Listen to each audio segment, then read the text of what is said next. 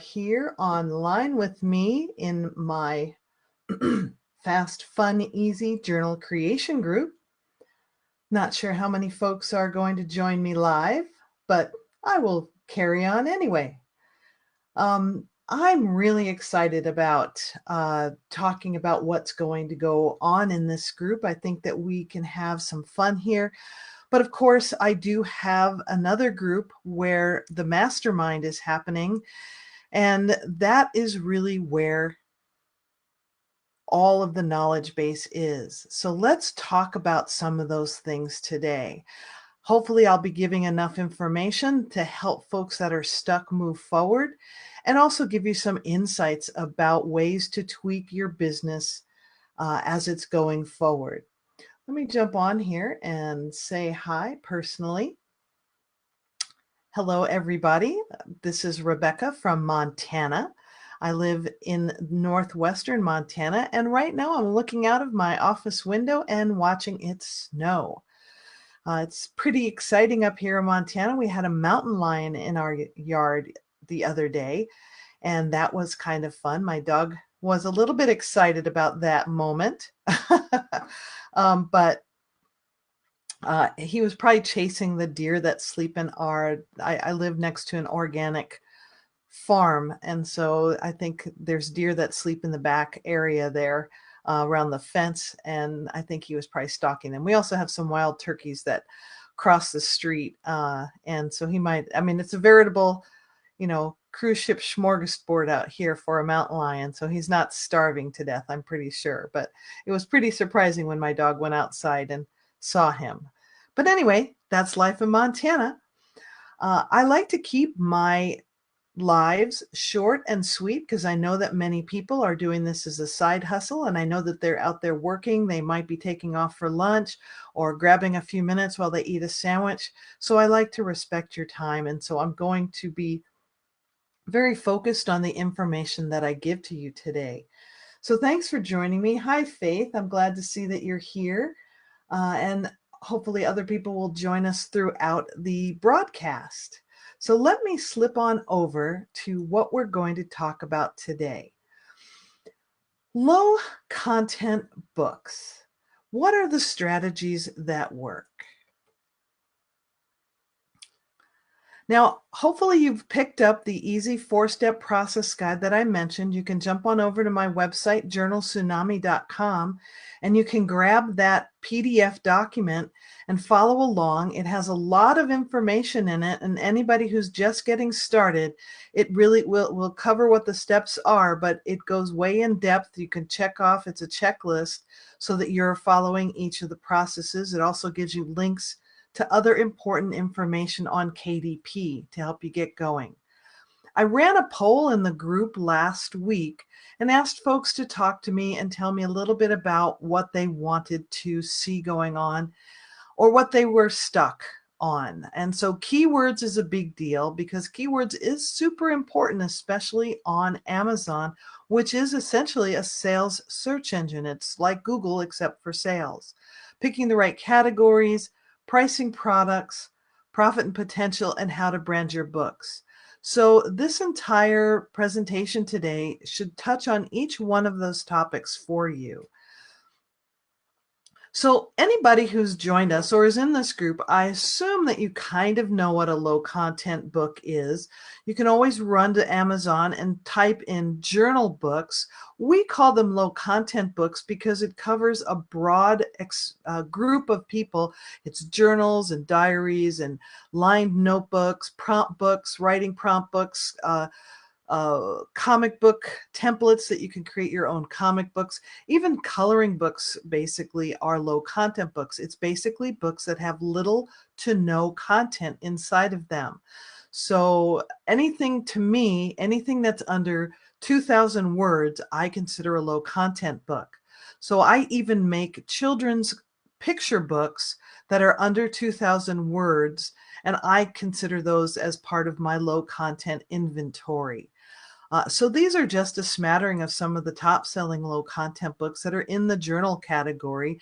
And as you can see, they're just daily journals. They're lined books that maybe have a little journal prompt at the top of the page, and then the person fills in their own ideas on the rest of the page. 9 times out of 10, some of the people that are making the most money in this industry, they only sell 6x9, 120-page lined notebooks, and that's all they sell to make the money that they're making. A lot of times people join in the whole low content hoopla, this sort of fad that's going on, and then they quickly get frustrated because they don't know where to start.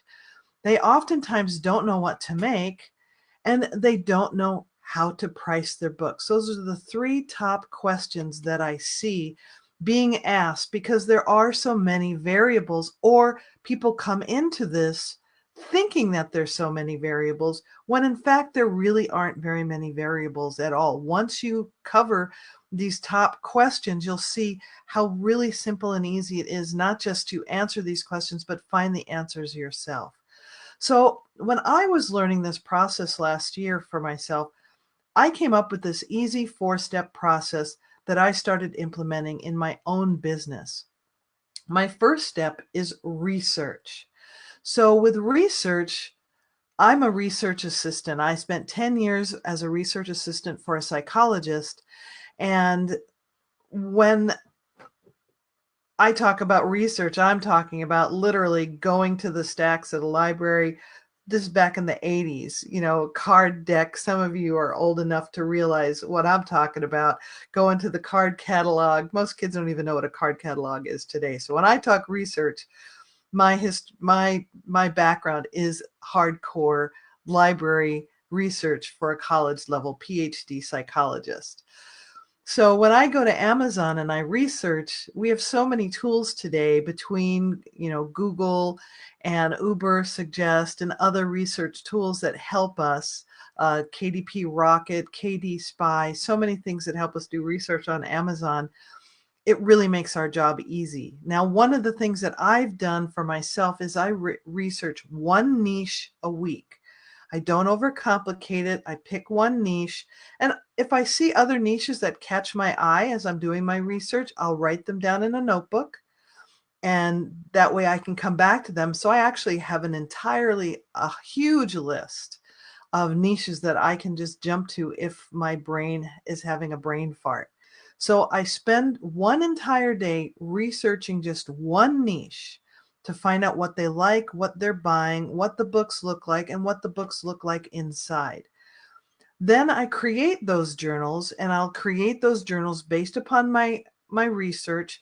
I have multiple brands, so I might create journals under a number of those brand names because Amazon only allows you to dominate so much of a front page. So if I have 5 different brands that are using the same sort of journal but different covers, then that gives me more opportunity to dominate the front page. That's kind of a secret tip. Then I upload it to KDP, and the upload process 100% depends upon my research because my title will be based upon my research, my subtitle will be based upon my research, the description of my book will be based upon my research, the amount of pages that I have will be based upon my research, the size of my book will be based upon my research. So all of the things that go into the create and the upload 100% are dependent upon my research in that niche and what people are buying. And then once I've done all that, then basically I just repeat the process again and again and again and again. And that's how you get to have 5,000, 10,000, or 20,000 journals, is just by doing these steps over and over again. So in my process document, I go into this in a lot more detail on that checklist, but let's just talk a little bit more about each of these steps, just in a little bit more of a granular way. So research covers what type of journal. I go to Amazon and I look under my keywords and in that niche. So if I'm making a journal for nurses, for doctors, for coaches, what kind of coach? A basketball coach, a softball coach. Just creating a composition notebook is not going to get your book sold. Composition notebook, the keyword itself, has thousands and thousands, over 10,000 competition for that keyword. But composition notebook for a nurse, composition notebook for a teacher, composition notebook for, blank, blank, blank, whatever comes to your mind, for a quilter, for a knitter, any of those things, journal prompt books, daily planners, any of those things can all be niched down into different professions, hobbies, animal lovers, any of those things, fads that you see. So you want to look at what type of journals, notebooks, diaries, any of those things. So you go to Amazon and you look, then you read the reviews. Reading the 1-star and 2-star reviews will really give you a great idea about what's missing in that niche. It also tells you what the people want. Then you have an Amazon Look Inside feature. Most books that have been put up in the last 2 years all have a Look Inside feature. So it can give you an idea of what that diary looks like. Many of them are just only lined notebooks. So maybe you can come in with a slightly more complicated design and actually dominate that niche by just making a few changes, by just putting a few words on the page, maybe journal prompts on your page instead of it just being a lined notebook. So that Look Inside feature can be important. Looking at my titles also, what are the titles that are happening in that niche? CreateSpace used to allow long spammy titles, and we can't do that anymore. So really seeing the best way to make sure your keyword is in your title goes into my research. And also, a lot of people ask me, how do I write descriptions? All the descriptions are written there right for you. Just look at the descriptions of the top selling books. Don't copy anything. Don't copy what other people are doing, because that's stealing. But you can take and repurpose the things that they've done, rewrite it for yourself, and now you have a ready-made description. Take, the best parts of 5 or 6 different descriptions. This one has, bullet points. This one, talks about who the book is for, very targeted way. This one maybe has some other descriptive information that you would have not thought about. So reading those descriptions certainly helps you write your own. Then you go and create your book. Now I teach people how to use PowerPoint. The reason why I teach people how to use PowerPoint is I've used Photoshop, I've used Publisher, I've used Word, I've used InDesign, I've used Illustrator, I've used them all, and they all made me insane. Most people's courses teach people, I've used Canva. Most people's courses confuse people because people focus on what they're going to use to create the book, and really the process of creating the book is exactly the same across all of these platforms. So you want to master one tool, pick one tool, and learn to master the one tool. Mel, I'll answer your question in just 1 second. You want to save those images at 300 DPI, and PowerPoint allows you to do it. One reason I use PowerPoint is because you can have PowerPoint on a Mac and you can have PowerPoint on a PC. Keynote, you can only have on a Mac.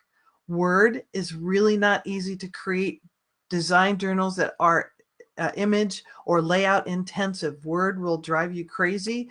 And I started using Word and I stopped doing journals. I could have been farther ahead because I was using Word 3 years ago and it was so frustrating. PowerPoint, after PowerPoint, you have to have PowerPoint 2016 or above, because after 2016, PowerPoint allowed you to create images at 300 DPI, and it will save your images at 300 DPI. And then you want to batch your creations, and PowerPoint allows you to do that. A journal really is just one page repeated about 120 times. Most journals are that, and PowerPoint allows you to create the one page and then quickly make iterations of that page fast. In my course, I show how to make a journal in under 5 minutes, a 120-page journal in under 5 minutes, and the same goes for making multiple covers. So by batching your creations, you can create multiple books in a day. So you can start off making 5 in a day, then make 10 in a day, Make 50 in a day, make 100 in a day. It's really not as challenging as you might think to make 100 books in a day. I wouldn't say start off doing that, but it's easy to make 5 in a day. And if you make 5 in a day, that's 25 over 5 days. In 52 weeks, you'll have over 1,000 journals. Now that's doable for just about anybody, even if you have a full-time job. If you do the processes that I show you, you can have over 1,000 journals by the time Christmas rolls around next year. Going back to Mel's question, you can only have one KDP account. You can only have one KDP account. Amazon will close down all of your accounts if you have multiple accounts.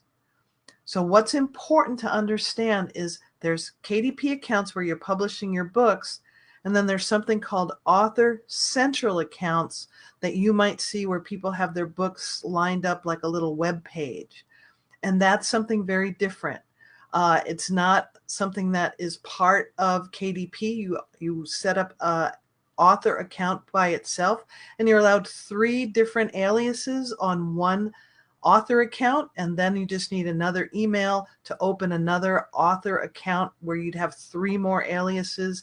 You'd have another email and then have 3 more aliases. I don't know why they set it up so that only 3 aliases can be per author central account, but you can have as many brands and as many author central accounts as you want, but you can only have one KDP account per bank account.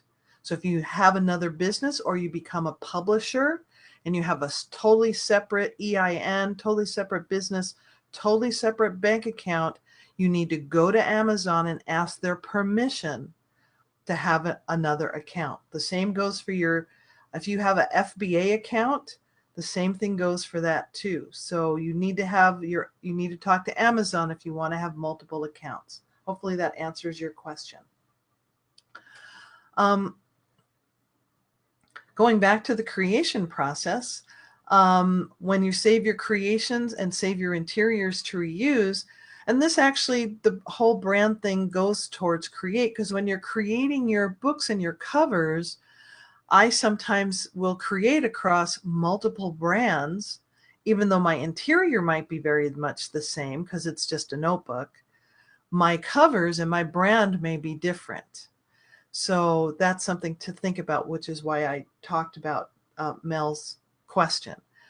When you save your interiors to reuse, think about it. Once you've made a whole bunch of different journals, especially if you're focused on just making notebooks, you can use those interiors over and over again. One of the women that I know that makes a very good living at doing this, she only makes 6x9 lined notebooks. That's all she makes.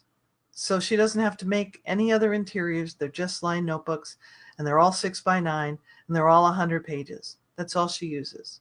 So she doesn't have to make any more. If you're making a planner, I can pull out one of my undated planners and put in different niche quotes, and now that planner can be used for nurses. That planner can be used for horses. So I have the base planner itself, and then I just repurpose that interior for another niche by just changing some of the words that are inside or changing just little pieces, but the basic hard part of that planner I use over and over again. Now, the best sizes, as I just mentioned, one person that does very well in this business, she has all 6x9. That's all she makes. 100 pages, all lined. The only thing that differs is her covers. 8x10 is another popular size, and 8.5x11. I was making mostly 8.5x11 for little children, but then somebody pointed out to me that little kids' backpacks, 8.5x11 size books don't go in their little mini backpacks very easily. So I started actually making 6x9 and 7x10 and 8x10 for little kids. You just need to make sure that your lines in the notebooks are wide lined and not college lined notebooks. So that would be the difference if you're focusing on making kids' notebooks. And you want to set goals and meet them. Now, when you're setting goals, goals can be fluid. So I set annual goals, then I set my monthly goals, then from my monthly goals, I set my weekly goals. And that allows my weekly goals to be somewhat fluid in case I get sick or a party happens or I want to go traveling or do something else. I could still meet my monthly goals, which then still let me meet my annual goals. Now, when I make my weekly goals, if something stands in the way, then the next week I can just pick up the slack and catch up and still make my monthly goal. If you're always missing your goal, then you need to sit down and have a serious conversation with yourself about what it is that you're doing. And ask yourself why you're not reaching your goal. If you have somebody that's sick in the family or you have a job that gives you unpredictable schedules, then you just work around that. One of the women that was my mentor, who's passed away now, her goals were to stop working her 9 to 5 job. It took her 2.5 years to get to enough journals, but she knew that she had to make a certain amount of journals every single day, and she had a monetary goal that she needed to reach to basically replace her income. So that was her goal, to make a certain amount of money. So however many journals that she had to make that income, that was her goal. So she just kept making journals. She'd make a certain amount of journals every morning. She would upload them when she came home at night. She worked a full-time job and had to commute back and forth each way. So even if you work a full-time job, you can still do this, and you just have to set that goal within your own parameters of what it is that you need to do. If you're making your goals, then you're moving yourself forward. Because for me, what I always tell my students is one done is better than none done. Now, I did create a print on demand planner that's very helpful. You can get it for free at this website, journaltsunami.com/content calendar, and you can download it for free. Excuse me. I also have them perfect bound. Some people want them perfect bound, so you can go to Amazon. I can put those links there for you so you can see that. But I know it's helping me. That's what I made it for. And it goes month by month. It has my monetary goals, and it also has my quarterly goals. And then each quarter is broken down by month. And so that I can plan ahead. So when I see niches that I want to do, I can already write down, I'm going to be starting my Valentine's Day journals when. I'm going to start my Halloween planners, and I already put it in my planner book. So when I turn to that page, just like any planner, then I already know that it's ready to go. So again, my mantra to my students is one done is better than none done. So you don't have to apologize to anyone that you didn't get your stuff done, because really it's your business, nobody else's business. What are your goals for yourself? You can only apologize to yourself so many times if you don't make your goals. So you have to seriously ask yourself, what am I doing? Now, I know people that are making $5,000 and $10,000 doing this. I can't promise you any income, but I know that if you're not making any books, you're not going to make any income at all. So at least focus on getting one done, and then get the next one done, and then get the next one done. It's really that simple. Once we get to the upload part, because you've done the research, you've created the book, you open your KDP account, you can have unlimited aliases. So that goes back to Mel's question. You can have as many as you want. Amazon doesn't care. As you can imagine, many famous writers write under aliases. J.K. Rowling wrote her Harry Potter books, and then she wanted to write a little bit more adult, risque book. So she had an alias because she wanted to make sure that little kids didn't mistakenly see her name and pick up a book that was, a bodice ripper, a romance novel. So she very clearly wanted to have separate aliases. Many people that write in the romance genre have multiple aliases for that very reason. Many people write in the science fiction genre, might also write in the romance genre, and they don't want their science fiction fans to pick up their romance books by accident. For myself, in the low content niche, I do Christian journals, and I also write journals for tarot people and in the occult, and those people don't necessarily share the same values. And so I write their books under different brand names because I don't want them to get mixed up. Also writing kids journals, I don't want kids to pick up books that might have curse words on them and be snarky. So I do like to separate my aliases based upon sort of the niche and the flavor of the type of books that I'm doing. I also really can't overemphasize creating a spreadsheet to track your titles and ISBNs. When CreateSpace closed down and we all had to move to KDP, I was very, very happy that I had my almost 2,000 journals meticulously documented on my Google spreadsheet. That's what I use, is Google spreadsheets. So, because it's online, it's in the cloud, I'll never lose it. I had every title, every ISBN, and every brand that it was done. One for your own estate. Your family will know the books that you've done. If something happens to you, then they'll have a record of all the books that you've done, so that they can go to Amazon and prove that they are the owners of those, of your estate, and therefore those books. So that's one thing.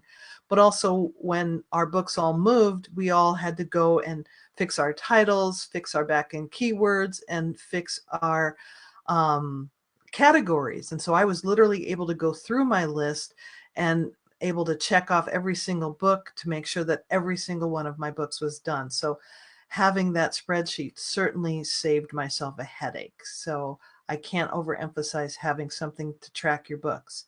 Start it now before you get too many, so you don't have to go backwards. And then once it's uploaded, it can take 24 to 48 hours. And then once it's been approved, it goes live immediately on Amazon. The fourth step is basically just repeat the process. Pat yourself on the back once you've uploaded one journal, because you've done a lot more than other people who are sitting there planning, and never get to the upload part. Again, I can't overemphasize setting goals and keeping those goals for yourself, because really at the end of the day, it's really only you that you have to be accountable to. I really emphasize to my students, and I've taught several hundred people at this point in time, start with easy, just lined notebooks for your first 100 books. 6x9, 100 or 120 pages. Use the same interior over and over again. Don't use bleed. Use one that has margins around it, because KDP bleed can really give you a headache. So have one of the interiors that has a border around it and the lines are in the middle. That way you don't have to deal with KDP and their bleed insanity. You have the same book. You don't have to think about what kind of interior you're trying to make. You just focus on making covers, researching kinds of covers, learning the process that goes into batching and making more than 5 books at a time, making more than 5 covers, learning how to upload more than 5 books at a time. Then you can upload 10 books at a time. Then you can upload 20 books at a time. And by the time you get to that 100th book, so many things will have clicked in your head about how this process works. Then you can start turning to some of the templates that I show you that other people are selling. You don't have to make these templates yourself. You don't have to do this on your own. I share enough different types of interior templates that other people are making that we can repurpose for our own businesses, that starting out, don't even think about making any interior by yourself. You're insane if you do. So be easy on yourself. Start easy. Get that first 100 books done, and then you will see how simple this process is, and then you'll be off to the races. And my processes are really only there to help you get started. Create processes for yourself. Create things that help you make it easy on yourself. You might hate the way that I show you how to upload. You may find a different way that you do it easier and faster for yourself. It's just like starting in kindergarten, and by the time you get to high school or college, you now have your own methodology of how you study, how you take notes, how you do those things. But your teacher, which is what I am, is just there to create the map, the basics for you, to work within some guidelines, just to help you so that you don't try and have to think of everything to begin with. And that's really all this is about. So create those processes for yourself, and then celebrate your success. Be kind to yourself, because this can and should be fun.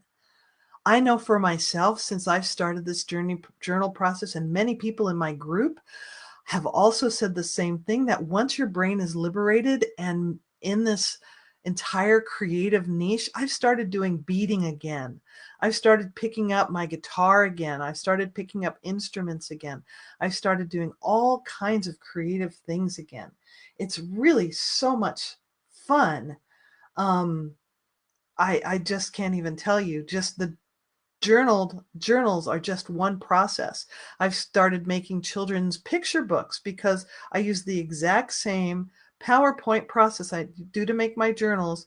I just go hire somebody to write me a quick little 2,000 word book, and then I source the images from the same places that I source my images for my journals, and then I make a kid's book. And I can, because it's a kid's book and it's a reading wordy book, I can also turn that into a Kindle. It's really super easy to do. So this is just the beginning of a process that can really make years and years and years of passive income for you. So to recap the 4 steps to success, we research, then we create, then we upload, and then we repeat. And so you create it, upload it, and profit.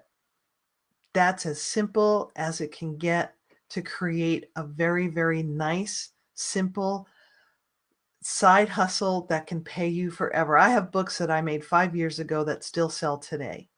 So if you're stuck, you have to ask yourself what's missing. One of the nice things about the low content journey is when you're writing a book, so people who write one book at a time, they need to sell lots and lots of the one book to be able to make an income. The reason why us folks who are doing low content are making so many books is because by making many books, I only have to sell a few of those books at one time. So if I have 400, 500, 1,000 books, I only need to sell a couple of those 1,000 books versus a person who has one book who now has to sell 1,000 books. So that person has to spend money on marketing. They have to spend money on ads. They have to go tell their friends and family and get people to review their books and do all that stuff. So they have to focus on all that process to launch their book, review the book, sell ads. If I'm creating thousands of books, I don't need to run ads unless I want to. I don't have to have anybody even find my book, because 9 times out of 10 people will find my book if I've done my research right. And if I have 155 sale book day, that means that several people have purchased just a handful of my books. So that means maybe 5 people bought, 20 of my books. I have 100 book day, right? So that's a whole different story when you have multiple books out there. So if you're stuck on this process, what is really missing? It's not so much just about making books. You have to sell them too. Sadly, most of the courses that are out there that are about low content books, they only show you how to make the books. They show you how to make them in PowerPoint. They show you how to make the cover. They show you how to make an interior. They show you how to upload to KDP. Then they say adios and have a nice day. And then that's all you get. I don't do that. I want my students to be successful, and I want my students to be able to turn this into an income. So I turn this into a course. I go step by step, over the shoulder. I show every step that's in my process. In that course, I have a Facebook mastermind group. You're in the free version of the group. So I have a mastermind group. There's over 14 units of training, along with the over-the-shoulder beginning stuff. There's ongoing training that I focus on keyword research. I focus on how to do the research. I focus on tools that we use to do the research. I take the templates that I show you to buy, and we take them apart, and I show you how to put them back together or smash them together with other templates so that they're differentiated. I do weekly live Q&As, not like this one. This is a PowerPoint. My live Q&As are done going to Amazon, doing research, showing how to do something, going into the template, showing how I do it in PowerPoint. We have hundreds of helpful group members. We're all helping each other on this journey. And also, more importantly, up-to-date processes. When tools change, when tools are updated, Tangent Templates just recently did an update. KDP Rocket is doing their update. You know, I talked to Dave himself to find out what was the holdup on that. So having my fingers on the pulse of some of those things. I was one of the first people to post when CreateSpace totally closed down and we couldn't even get in anymore. I was one of the first people to report in other groups saying we can't get into CreateSpace anymore. I hope y'all moved. And then also show people a process of what to do to update their back end stuff. So I have a course, it's $197, but if you're watching this today, then it's still $97.